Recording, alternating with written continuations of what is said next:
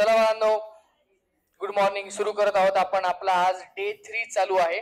Okay, lecture number 3 चालू आहे बाळांनो. आज आपला स्ट्रेट लाईन आज संपून जाणार आहे. ओके, चला एक क्वेश्चन घेऊयात आपण पटापट. बघा, क्वेश्चन नंबर 5 आहे. ठीक आहे, एक्सरसाइज चालू आहे आपली 5.4. ठीक आहे, 5th question. If line 3x plus 4y equals to p makes triangle of area 24 square units. ठीक है, with coordinate axis. with coordinate axis. ठीक है, find p. p ची व्हॅल्यू काढा. सिंपल आहे बाळांनो, क्वेश्चन बघून घ्या काय आहे. If the line 3x plus 4y plus p makes triangle of area 24 square units with coordinate axis, find p. बेटा coordinate axis म्हणजे काय रे? अरे म्हणजे x axis आणि y axis, त्याला आपण coordinate axis म्हणतोय. ते लक्षात बघा बरं का बाळांनो. हे बघा, ही समजा आपली y axis ही कोणती axis सांगा? x axis. ही x axis आणि ही y. ओके, तुमच्याकडे एक लाईन आहे बाळांनो, 3x plus 4y equals to p. ही अशी लाईन आहे समजा. ओके, या लाईनचा काय इक्वेशन आहे सांगा? 3x plus 4y equals to p. आता ही लाईन एक ट्रायंगल बनवतीये ज्याचा एरिया 24 आहे. कोणासोबत? कोऑर्डिनेट ऍक्सिस सोबत. बाळांनो, हा ट्रायंगल दिसतोय का तुम्हाला? हा ट्रायंगल दिसतोय का? या ट्रायंगलचा एरिया तुला दिलेला आहे 24 स्क्वेअर युनिट्स आहे. कळतंय बाळांनो? सगळ्यांना समजतंय का? ओके, तुम्हाला विचारलंय पी ची व्हॅल्यू काढा. कोणाची व्हॅल्यू काढा? पी ची व्हॅल्यू काढा. चला बाळांनो, आता मला सांगा, जर एक लाईन एक्स ऍक्सिस आणि वाय ऍक्सिसला इंटरसेक्ट करत असेल, एक्स ऍक्सिसला आणि वाय ऍक्सिसला इंटरसेक्ट करत असेल, तर तो आपल्याला बेटा एक्स इंटरसेप्ट आणि वाय इंटरसेप्ट काढता येतो ना? काढता येईल का? कसं काय काढता येईल सांगा बरं? हे बघा, काय करतो आपण, 3x plus 4y equals to p आहे ना, त्याला आपण लिहितो p into 1. काय लिहितो सांगा? p into 1. मग त्या p ला आपण खाली डिनॉमिनेटर मध्ये पाठवतो. तर काय सांगा? 3x upon p plus 4y upon p equals to 1. आणि मग त्या 3 ला आपण याच्या खाली घेऊन जातो. आपण घेतलं ना मागच्या लेक्चर मध्ये. तर x upon p by 3 plus y upon p by 4 equals to 1. इथपर्यंत आले सगळ्यांना? म्हणजे x चा इंटरसेप्ट कोणता आहे? p by 3. आणि y चा इंटरसेप्ट काय बाळांनो? p by 4. इथपर्यंत आले सगळेजण? म्हणजे थोडक्यात हा पॉइंट काय झाला बाळांनो? हा जो पॉइंट आहे, हा पॉइंट झाला आपला p by 3 आणि हा पॉइंट झाला आपला p by 4. सगळ्यांना कळतंय? बरं, हा पॉइंट जर p by 4 असेल तर ह्याचा बेस पूर्ण p by 4 असेल ना? समजतंय का? म्हणजे कसं काय? आता फॉर एक्झाम्पल इकडे लक्ष द्या. इकडे लक्ष द्या. समजा हा 1 2 3 4 आणि 5 आहे. त्याची लेंथ किती झाली? 5 झाली ना लेंथ. येतं लक्षात? मग तसाच जर हा पॉइंट p by 4 असेल, किती p by 3 असेल, तर याचा बेस किती झाला बाळांनो? p by 3 झाला. ह्याची हाईट किती झाली? p by 4 झाली. येतं लक्षात? सगळ्यांना समजतंय का? तर सिंपल आहे बाळांनो. बोला काय करणार आपण सांगा? Area equals to half into base into height. ट्रायंगलचा एरिया माहिती आहे? Half into base into height. चला बेटा सांगा. तर काय एरिया किती दिलाय? 24 दिलेला ना.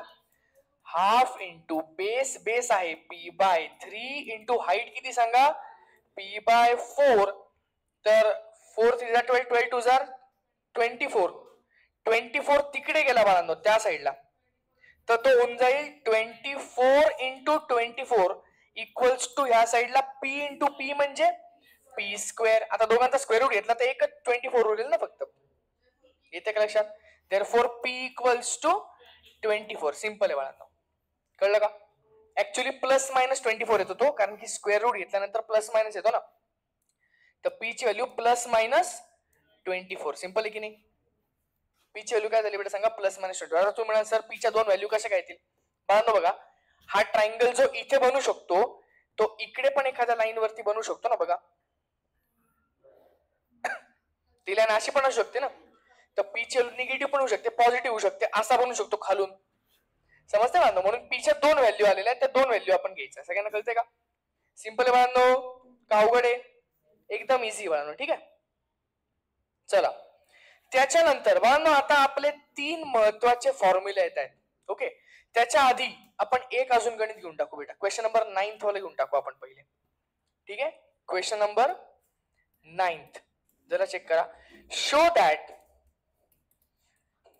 Lines 3x minus 4y plus 5 equals to 0, 7x minus 8y plus 5 equals to 0 आणि 4x plus 5y minus 45 equals to 0 are concurrent.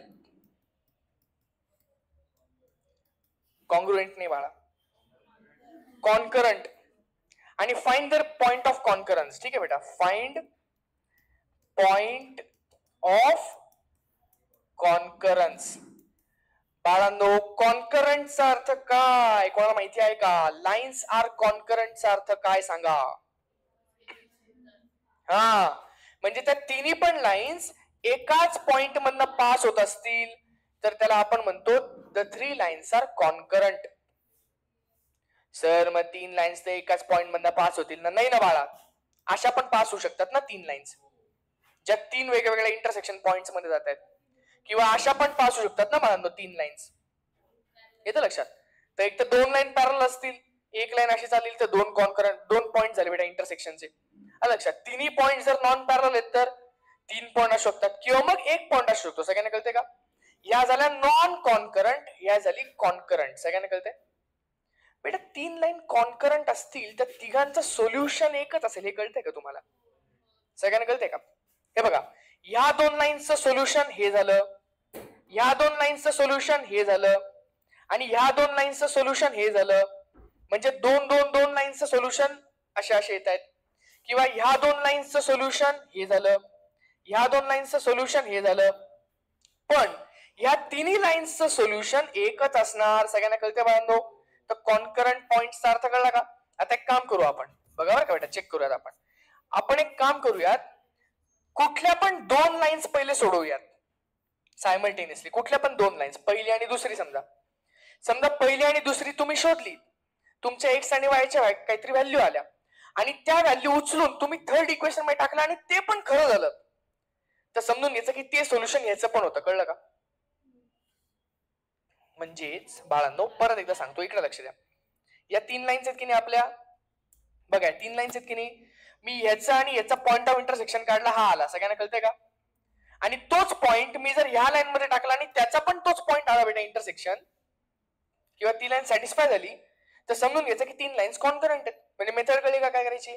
पहिले 2 लाईन सोडवायच्या, मग त्याचा दोन्ही पॉइंट उचलून तिसऱ्याच्या टाकायचा. तो जर ट्रू झाला, प्रत्येक वेळेला ट्रू होईल का? प्रत्येक वेळेला ट्रू थोडी होईल बेटा, आलं का लक्षात? तो जर ट्रू झाला तर म्हणायचं की कॉन्करंट आहेत, आणि तो जो पॉइंट आला तोच तुमचा पॉइंट ऑफ कॉन्करन्स असेल. येतं लक्षात? सिंपल आहे बाळांनो. चला बोला कसं करणार सांगा बरं. पहिले दोघांना सोडवावं लागेल आपल्याला. चला बेटा, काय 3x minus 4y equals to -5, त्याला तिकडे हाकललं, आणि 7x minus 8y equals to -5. येतं लक्षात? चला बाळांनो सांगा बरं. ह्याला 2 ने मल्टिप्लाय करायचं का? म्हणजे हा 8 होऊन जाईल. येतं लक्षात? तर काय सांगा, 6x minus 8y equals to -10 आणि खाली 7x minus 8y equals to -5. कळलं बेटा? फर्स्ट इक्वेशनला मी 2 ने मल्टिप्लाय करून टाकलं. ओके, चला सांगा बरं बाळांनो, इकडे तुम्हाला साइन चेंज करावं लागतील. याची साइन चेंज कर, याची साइन चेंज कर, याची साइन चेंज कर. हा मायनसचा प्लस होईल, हा मायनसचा प्लस होईल, हा प्लसचा मायनस होईल. येतं लक्षात? कळलं का? काय डाऊट आहे का बेटा? विचारून घ्या नक्की. हा, हे दोघं कट होऊन जातील बघ. चला, -7x + 6x म्हणजे -x इक्वल्स टू -10 + 5 म्हणजे -5. तर x ची व्हॅल्यू काय झाली सांगा बाळांनो? आपली x ची व्हॅल्यू झाली 5. बेटा कट करून टाक, डायरेक्ट कट करून टाक. केला? ओके, x ची व्हॅल्यू काय झाली सांगा बाळांनो? 5 झाली. ओके, आता काय करणार तुम्ही? सबस्टिट्यूट करणार बेटा कोणत्या पण इक्वेशन मध्ये. चला, सबस्टिट्यूटिंग इन इक्वेशन नंबर 1 समजा. ओके, तर काय सांगा, 3 × 5 - 4 × y इक्वल्स टू -5. इथे फक्त मी x ची व्हॅल्यू काय टाकली सांगा बाळांनो? 5 टाकून दिली. ओके, 5 3 जार 15 - 4y इक्वल्स टू -5. बेटा एक काम करा, 4y ला तिकडे हाकला, याला इकडे हाकला, तर काय सांगा, 15 + 5 इक्वल्स टू 4y म्हणजे 20 इक्वल्स टू 4y म्हणजे y ची व्हॅल्यू काय झाली सांगा बाळांनो? 5. सिंपल. तर x ची व्हॅल्यू 5 आणि y ची व्हॅल्यू पण 5. आता हे दोन्ही व्हॅल्यू उचलायच्या आणि तिसऱ्या लाईनच्या इक्वेशन मध्ये टाकायच्या. कळलं का? कळलं का बाळांनो? आपण ह्या दोघांना सोडवलं की नाही आता? आता ह्या दोघांचा आन्सर काय आला आपलं? x = 5 y = 5. आता हे उचलायचं आणि काय करायचं बाळांनो सांगा? या थर्ड इक्वेशन मध्ये टाकून द्यायचं. चला बेटा टाकून देऊ आपण पटापट. तर बोला बेटा. In equation number 3. चला इक्वेशन नंबर 3 बघा बरं कसं दिसतंय. 4x + 5y = 4x + 5y - 45 = 0. चला बेटा बोला. तर ऍक्च्युअली याच्यात LHS आणि RHS करायचा असतो. LHS सांगा बेटा. LHS 4 × 5 + 5 × 5 - 45. चला 4 5 जार 20, 5 5 जार 25 - 45. बेटा यांची ऍडिशन किती येते? 45 - 45 म्हणजे 0 = RHS. झालं ना बेटा? ट्रू झालं. ट्रू म्हणजे तुम्ही दोन लाईन्सला सोडवलं, त्याचं जे आन्सर आलं ते तिसऱ्या मध्ये टाकलं, तो पॉईंट त्याला पण सॅटिस्फाय करतोय. म्हणजे याचा अर्थ बाळांनो तिन्ही लाईन्स काय होतात सांगा? एकाच पॉइंट मधनं पास होतात. येतं लक्षात? देअरफॉर बाळांनो सांगा 3 लाईन्स आर कॉन्करंट. सगळ्यांना कळलं का? सगळ्यांना समजते? सिंपल एकदम बाळांनो. चला आता आपण जरा पुढे जाऊयात. बाळांनो हा महत्वाचा फॉर्म्युला आहे. येतं लक्षात? बघा हा फॉर्म्युला कसा तयार होतोय बरं का? जरा लक्ष द्या बेटा इकडे. हा चला बाळांनो समजा आपल्याकडे, अरे ठीक आहे चल असं सांगतो बेटा. लाईन दिसली तुम्हाला? ही लाईन दिसली का? ही लाईन दिसली. मी काहीतरी वेगळं करण्याचा प्रयत्न करत होतो, जाऊ दे नाही झालं बेटा ते. हा ही लाईन दिसली? येतं लक्षात? ओके बाळांनो ह्या लाईनचं तुम्हाला डिस्टन्स शोधायचं ओरिजिन पासून. कुठून शोधायचं डिस्टन्स? ओरिजिन पासून. येतं लक्षात? आता बाळांनो बघा बरं का मी काय सांगतो जरा लक्ष द्या. समजा ही लाईन आहे बेटा. ओके या लाईनचं तुला डिस्टन्स शोधायचंय. बाळांनो डिस्टन्स आपण नेहमी कसं शोधतो मला सांगा बरं. हे बघा हे इथून इथे मोजलं तर डिस्टन्स होईल का? नाही ना. नाही ना बाळांनो तसं नाही ना. तसं नाही ना हिशोब.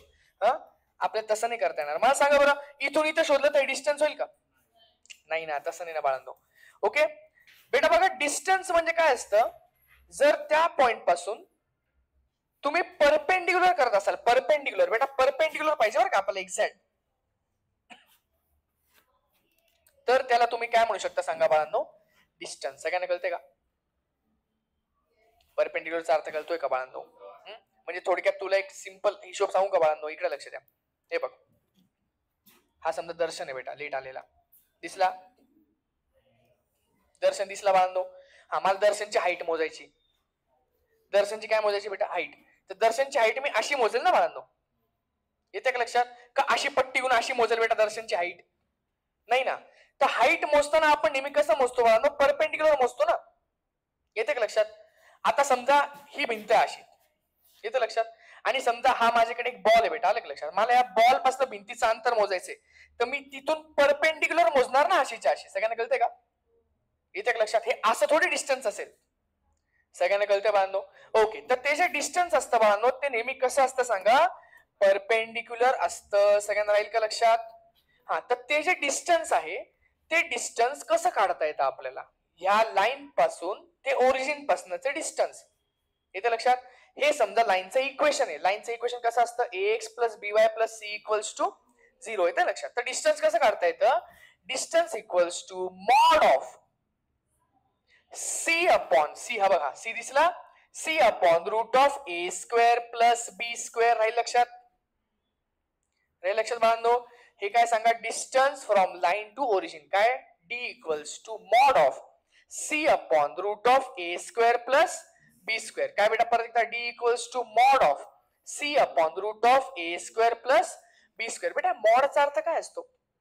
मॉड म्हणजे चुकून जर आन्सर निगेटिव्ह आलं तर त्याचं पॉझिटिव्ह करून टाकायचं. डायरेक्ट पॉझिटिव्ह लिहून टाकायचं. चुकून आन्सर -5 आलं तर +5 लिहून टाकायचं. कारण की डिस्टन्स इज नेव्हर निगेटिव्ह. येतं लक्षात? म्हणून बाळांनो तिथे निगेटिव्ह नंबर चालणार नाही. सिंपल आहे की नाही? सिंपल आहे. चला याच्यावरती आपण एक सुंदर असा बेटा क्वेश्चन घेऊन टाकूयात. एक एकच क्वेश्चन दिलेले आहेत त्यांनी त्याच्यावरती. ठीक आहे. Question number 11. Okay find distance of origin from line 7x plus 24y minus 50 equals to 0. चला सांगा सांगा कसं येईल. आता याला कम्पेअर करायचं पहिले ax plus by plus c equals to 0 सोबत a ची व्हॅल्यू किती आली 7, b ची व्हॅल्यू 24 आणि c ची व्हॅल्यू मायनस 50. सिंपल आहे बाळांनो. चला डिस्टन्स इक्वल्स टू सांगा mod of c upon root of a square plus b square म्हणजे काय सांगा मॉड ऑफ c किती सांगा minus 50 upon root of a square. बेटा डायरेक्ट 7 चा स्क्वेअर 49 लिहून टाकू का. 49 प्लस 24 चा स्क्वेअर बेटा 576 असतो माहिती का. लिहून टाकू डायरेक्ट. चला म्हणजे काय झालं ते मायनस 50 अपॉन रूट ऑफ 625 येते बाळांनो. 625 इथे लक्षात. म्हणजेच काय बाळांनो सांगा बरं. म्हणजेच येस मायनस 50 अपॉन 25 चा स्क्वेअर आहे ना 625. 25 वन जार 25 टू जार तर किती आलं सांगा तुमचा मॉड ऑफ -2 म्हणजे 2 युनिट्स लिहायला विसरू नका कारण की डिस्टन्स आहे ना. तर आन्सर काय लिहायचं सांगा आपलं. किती फालतू आहे. सोपं आहे बाळांनो. पण हा फॉर्म्युला लक्षात ठेवा. हा तुम्हाला जेई पासून सगळीकडे येतो का बाळांनो. पुढच्या वर्षी सुद्धा येतो आणि पुढच्या लेसन मध्ये सुद्धा येतो सर्कल लेसन मध्ये. इथे लक्षात. तर हा फॉर्म्युला महत्वाचा बाळांनो लक्षात ठेवा. चला नेक्स्ट पुढचा formula distance from a point two line. Distance from a point two line. He line दिसली. कोणता पण रॅन्डम पॉइंट घेतला आपण x1 y1 मला त्या पॉइंट पासून त्या लाईन पर्यंतचं डिस्टन्स शोधायचंय म्हणजे मला हे अंतर शोधायचंय. दिसलं बाळांनो हे अंतर. ही लाईन आहे कोणती पण. हा कोणता पण एक पॉइंट आहे. त्या पॉइंट पासूनचं मला अंतर शोधायचंय. बेटा परत एकदा मला सांगा डिस्टन्स जे असणार ते नेहमी परपेंडिक्युलर असणार बेटा. इथे लक्षात. म्हणजे हे डिस्टन्स होईल का बेटा कन्सिडर. हे डिस्टन्स आहे का हे नाही. हे डिस्टन्स आहे का हे डिस्टन्स आहे का हे डिस्टन्स आहे का नाही. कोणतं डिस्टन्स आहे सांगा. फक्त जे परपेंडिक्युलर असेल ते. सगळ्यांना कळतंय बाळांनो. जे परपेंडिक्युलर आहे ते वाला डिस्टन्स. ओके. आता त्याचा फॉर्म्युला बघा बरं. इकडे बघा. d इक्वल्स टू बाळांनो ही जी लाईन आहे ना ही लाईन अशीची अशी ठेवून द्यायची बेटा. इथे ठेवली का काय. ही जी लाईन आहे ना ही अशीच्या अशी ठेवायची. फक्त xy च्या ऐवजी x1 y1 टाकून द्यायचा. काय xy च्या ऐवजी x1 y1 टाकून द्यायचा. कळलं. सिंपल आहे बाळांनो. काय सांगितलं सांगा आता मी. ही लाईन जी आहे ना ही अशीच्या अशी ठेवून द्यायची. फक्त xy च्या ऐवजी x1 y1 म्हणजे तो पॉइंट टाकून द्यायचा आणि खाली same to same root of a square plus b square.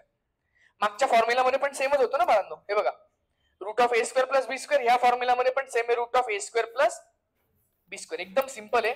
चला एक एक्झाम्पल घेऊन टाकू आपण. Question number 12. क्वेश्चन नंबर 12 आहे find distance of point a -2 3 from line 12x minus 5y minus 13 equals to 0. चला एकदम इझी बाळांनो.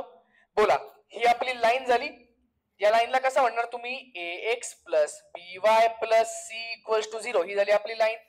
हा जो पॉइंट आहे पॉइंटला काय म्हणणार आपण x1 y1. सिंपल एकदम. चला सांगा डायरेक्ट सांगा मला आन्सर कसं यायचं. d इक्वल्स टू सांगा मॉड ऑफ सांगा ax plus by plus c. फक्त x च्या ऐवजी x1 y च्या ऐवजी y1 upon root of a square plus b square. चला बेटा म्हणजे काय करणार सांगा आपण ही जी लाईन आहे ही लाईन जशीच्या तशी ठेवून देणार. फक्त x च्या ऐवजी x1 y च्या ऐवजी y1. कळतंय बघा बरं का बाळांनो. 12 टाइम्स x च्या ऐवजी x1 ब्रॅकेट मध्ये -5 टाइम्स y च्या ऐवजी y1 minus 13 upon root of a square plus b square. a 12 आहे ना आपला. तर 144 plus b square. b square म्हणजे -5 चा स्क्वेअर किती असतो बाळांनो 25. चला बाळांनो सॉल्व्ह करूयात पटापटा. बोला काय सांगा. 12 to the 24 minus 24 minus 15 minus 13 upon root of 169 जो 13 चा स्क्वेअर माहिती का. ओके सांगा हे किती झालं 5 6 7 8 9 10 12 1 2. ओके बाळांनो 52 का -52 अपॉन 13 आला ना. झालं बेटा. 13 चा 13, 13 4 जार 52. तर -4चा काय आलं सांगा बाहेर 4 युनिट्स. सिंपल आहे बाळांनो. अरे सोपं आहे की नाही. Distance equals to 4 units. बाळांनो हा फॉर्म्युला कळला. चला लास्ट फॉर्म्युला, शेवटचा फॉर्म्युला असा आहे, distance between two parallel lines. कोणत्या लाईन सांगा बाळांनो? टू पॅरलल लाईन्स मधलं डिस्टन्स आपल्याला शोधायचं. इथं लक्षात बाळांनो, ह्या दोन लाईन्स पॅरलल दिसल्या तुम्हाला? या दोन लाईन्स पॅरलल दिसल्या? रेल्वेचे ट्रॅक असतात ना तशा टाइप मध्ये. तर त्याच्यामधलं डिस्टन्स, आता बाळांनो डिस्टन्स तुम्ही कोणतंही घेतलं तरी तेच असणार. आलं का लक्षात? फक्त कसं सांगा, परपेंडिक्युलर असायला पाहिजे. सगळ्यांना कळतं हे परपेंडिक्युलर आहे का? हे वालं हे डिस्टन्स घेऊ का? परपेंडिक्युलर पाहिजे बेटा, एक्झॅक्ट. आलं का लक्षात? सगळ्यांना कळतंय? तर त्यांच्यामधलं डिस्टन्स, ते तुम्ही डिस्टन्स कुठलं पण घ्या, याच्यामधलं घ्या, याच्यामधलं घ्या, याच्यामधलं घ्या, कारण की सेमच असणार ना बाळांनो. रेल्वेचे रूळ आहेत की नाही? अरे रेल्वेचे ट्रॅक्स आहेत ना, तर सेम टू सेम आहे. तर हे जे डिस्टन्स असणार बाळांनो, हे डिस्टन्स आपण कसं मोजतो? त्याआधी दोन पॅरलल लाईन्स कशा दिसतात ते बघून घ्या. दोन पॅरलल लाईन्स बघूनच समजतं की या पॅरलल लाईन्स आहेत. कसं काय बघून घ्या. 2x plus 3y plus 5 equals to 0. 2x plus 3y minus 7 equals to 0. या दोन लाईन्स पॅरलल आहेत हे मला बघूनच समजतं डायरेक्ट. तुम्ही जर ऑब्झर्व करा. अजून तुला दोन पॅरलल लाईन्स दाखवतो बेटा बघ. अजून दोन पॅरलल लाईन्स दाखवतो बघ बरं का. 5x minus 3y plus 17 equals to 0. 5x minus 3y plus 25 equals to 0. या दोन लाईन्स बघूनच समजतायत की पॅरलल आहेत. तुम्हाला कळलं बाळांनो कसं काय पॅरलल दिसतायत? हे बघा, जर त्याच्यामध्ये ए आणि बी सेम असतील इथं लक्षात, तर 100% त्या दोन लाईन्स काय झाल्या? पॅरलल झाल्या. फक्त C1 आणि C2 वेगळा आहे बघा. नाही कळत आहे? सांगा बरं, ही लाईन आणि ही लाईन पॅरलल आहे का? चला चेक करा बरं का. 2x plus 4y plus 8 equals to 0 आणि बाळांनो x plus 2y plus 15 equals to 0 आहे का? पॅरलल आहेत का? आहेत. का बरं आहेत बाळांनो? ह्याला 2 ने डिवाइड करून टाकलं मी समजा. सर ही स्कीम तर तुम्ही सांगितलीच नाही. वापरू शकतो ना आपण ही स्कीम, सगळ्यांना 2 ने डिवाइड करू शकतो. तर कधी कधी असं पण फसवतात बरं का बेटा, लक्षात ठेवा. तर याला जर मी 2 ने डिवाइड करून टाकलं तर तेच होईल ना, x plus 2y plus 4 equals to 0. आता बघा पॅरलल आहेत का? इथे का लक्षात? सगळ्यांना समजतंय की नाही? हा, आता सांगा बरं, ही लाईन आणि ही लाईन पॅरलल आहे का? नाही ना. ए आणि बी सेम कुठे? सेम नाही ना. तर ह्या दोन लाईन्स पॅरलल नाही. तर तुम्हाला पॅरलल लाईन कशा दिसतात हे कळलं का बाळांनो आज? सगळ्यांना समजलं का पॅरलल लाईन कशा दिसतात? ओके बाळांनो, चला तर आपण आता पुढे जाऊयात. ओके, हे सगळं मी पुसून टाकतो. ओके, हा. तर पॅरलल लाईन्स दिसतात कशा काय? तर ax plus by plus c1 equals to 0 आणि ax plus by plus c2 equals to 0. काय फरक आहे सांगा? a आणि a सेम आहेत, b आणि b सेम आहेत, फक्त c1 आणि c2 वेगवेगळे आहेत. कळलं बाळांनो? तर फॉर्म्युला एकदम सोपा आहे बाळांनो. Distance equals to mod of c1 minus c2, जे दोघं वेगवेगळे आहेत ना त्यांचं सबट्रॅक्शन करून टाकायचं. c1 minus c2 upon root of a square minus b square. Sir मी समजा ह्याला c2 म्हणलं आणि ह्याला c1 म्हणलं तर तरी चालतं, कारण की मॉड आहे ना शेवटी. तुम्ही c1 मायनस c2 करा किंवा c2 मायनस c1 करा. जर निगेटिव्ह आला तर पॉझिटिव्ह होऊन जाणार ना. म्हणजे 5 मायनस 3 करा किंवा 3 मायनस 5 करा, याचा एकाचा आन्सर 2 येणार आहे, एकाचा आन्सर -2 येणार आहे. पण मॉड घेतल्यानंतर दोघांचा आन्सर 2च येणार आहे ना. त्यामुळे त्याच्याने फरक नाही पडत की तू c1 मायनस c2 करतो का c2 मायनस c1 करतोय. फक्त दोघांची सबट्रॅक्शन करायची, एवढं लक्षात ठेव. कळलं का? सगळ्यांना कळते बाळांनो? ओके, चला आता आपण याच्यावर आधारित एक सुंदर असा क्वेश्चन घेऊन टाकू. चला बाळांनो, question number 13. Question number 13. Find distance between, सांगा, 4x minus 3y plus 5 equals to 0 आणि 4x minus 3y plus 7 equals to 0. Simple आहे बाळांनो. ह्याला पहिले काय करणार सांगा? आपण कम्पेअर करणार. कोणाशी कम्पेअर करणार सांगा बरं? कोणाशी कम्पेअर करणार सांगा? कंपेअरिंग with ax plus by plus c1 equals to 0 and ax plus by plus c2 equals to 0. तर बोला बाळांनो, a ची किंमत झाली 4, b ची व्हॅल्यू झाली -3, c1 ची व्हॅल्यू झाली 5 आणि c2 ची व्हॅल्यू झाली बाळांनो 7. अरे हा ए झाला, हा बी झाला, हा C1 झाला आणि हा C2 झाला. सर हे दोघं बाळा तेच आहेत ना, ए आणि बी. इथे लक्षात. चला बाळांनो सिंपल बोला. डिस्टन्सचा फॉर्म्युला आहे mod of C1 minus C2 किंवा C2 मायनस C1. काही फरक पडेल का त्याच्यानी? नाही. A square plus B square. बेटा तिन्ही फॉर्म्युलांमध्ये तुम्ही बघा, तिन्ही फॉर्म्युलामध्ये खाली सेम आहे, root of A square plus B square. त्यामुळे ते एक सोपं आहे. येतं लक्षात. चला बाळांनो सांगा बरं. तर काय mod of 5 minus 7 upon root of 4 square 16 plus 3 square 9. म्हणजे बाळांनो सांगा -2 अपॉन 25 चा खाली काय बेटा सांगा 5. ओके, त्याचा आन्सर आला -2 बाय +5. कारण की मॉड आहे ना, मॉडच्या बाहेर आला ह्याला द्यायचं बेटा युनिट्स. सेकंड कळतं बांधव 0.4. सगळ्यांना कळलं? सगळ्यांना नक्की समजलं? हे 3 फॉर्म्युले कळले का? चला मला पटापट सांगा. जर तुम्हाला ओरिजिन पासनचा फॉर्म्युला पाहिजे असेल, लाईन पासन ओरिजिनचा फॉर्म्युला बोला. हा काय? Mod of C upon root of A square plus B square. सांगा एका पॉइंट पासन एका लाईनचा distance, perpendicular distance ax1 plus by1 plus C upon root of A square plus B square. आणि दोन पॅरलल लाईन्स मधला अंतर कसं काढायचं सांगा बरं बाळांनो. Mod of C1 minus C2 upon root of A square plus B square. Simple बांधव. तर अशा पद्धतीने हा लेसन इथे समाप्त झालेला आहे. सगळ्यांना कळलं?